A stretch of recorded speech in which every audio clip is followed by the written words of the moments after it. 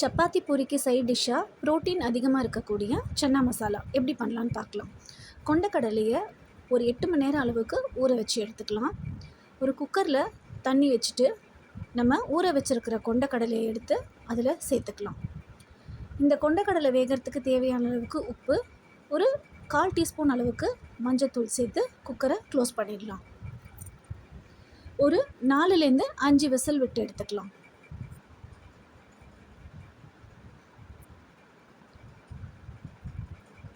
Pressure release ஆனதும் open பண்ணி பார்க்கலாம்.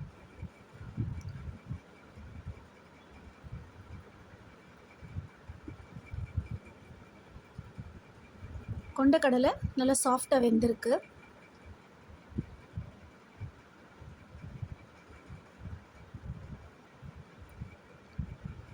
இப்போ ஒரு பேனில் எண்ணெய் சேர்த்துக்கிட்டு பட்டை, கிராம்பு, கொஞ்சமாக சோம்பு, இது 3 சேர்த்து தாளிச்சுக்கலாம். இது கூட நம்ம வெட்டி வச்சுருக்கிற வெங்காயத்தையும் சேர்த்து நல்லா வதக்கி விட்டுக்கலாம்.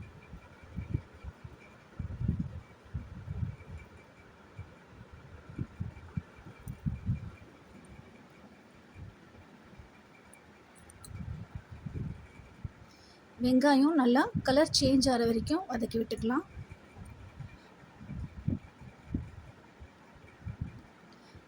வெங்காயம் கலர் சேஞ்ச் ஆனப்புறம் நம்ம கட் பண்ணி வச்சுருக்கிற 2 தக்காளியை இது கூட சேர்த்து நல்லா கலந்து விட்டுக்கலாம்.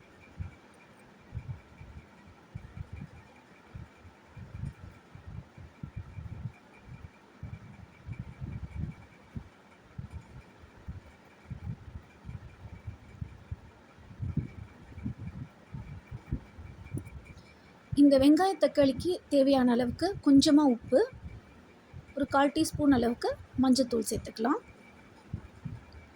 உப்பு மஞ்சத்தூள் சேர்க்கும்போது தக்காளி சீக்கிரமாக வதங்கிடும்.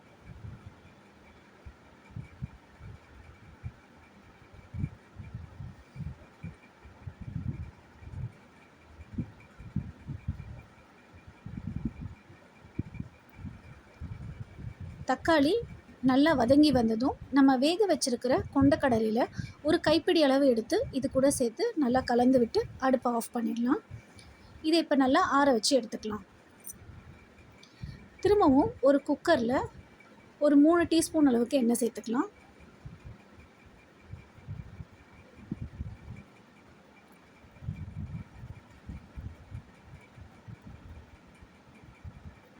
எண்ணெய் நல்லா சூடானதும் 1 டீஸ்பூன் அளவுக்கு இஞ்சி பூண்டு பேஸ்ட்டு சேர்த்து நல்லா வதக்கி விட்டுக்கலாம். இஞ்சி பூண்டு அடிப்பிடிக்காமல் சிம்லேயே வச்சு வதக்கிக்கலாம். இப்போ அது பச்சை வாசனை போன அப்புறம் நம்ம அரைச்சி வச்சுருக்கிற வெங்காய தக்காளியை இது கூட சேர்த்து நல்லா மிக்ஸ் பண்ணி விட்டுக்கலாம்.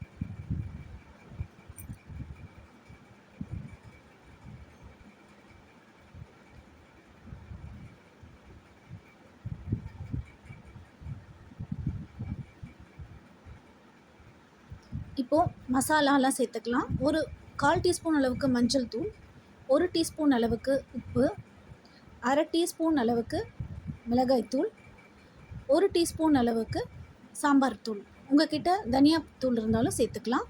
ஒரு 1/2 டீஸ்பூன் அளவுக்கு கரம் மசாலா, இதெல்லாம் சேர்த்து நல்லா கலந்து விட்டுக்கலாம். இப்போது இது கூட நம்ம வேக வச்சு எடுத்துருக்கிற கொண்டக்கடலையை சேர்த்துக்கலாம்.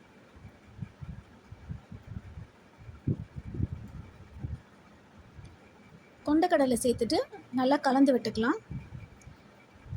கிரேவியோட கன்சிஸ்டன்சிக்கு ஏற்ற மாதிரி நம்ம தண்ணி ஊற்றி அட்ஜஸ்ட் பண்ணிக்கலாம்.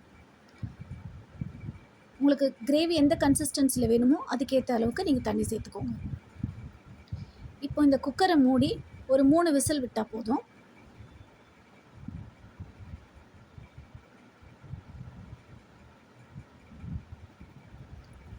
ப்ரெஷர் ரிலீஸ் ஆனதும் குக்கர் ஓப்பன் பண்ணி பார்க்கலாம்.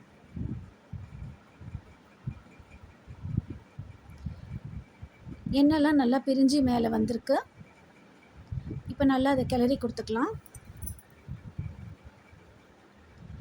இது கூட பொடியாக கட் பண்ண கொத்தமல்லியை சேர்த்து கலந்து விட்டுக்கலாம்.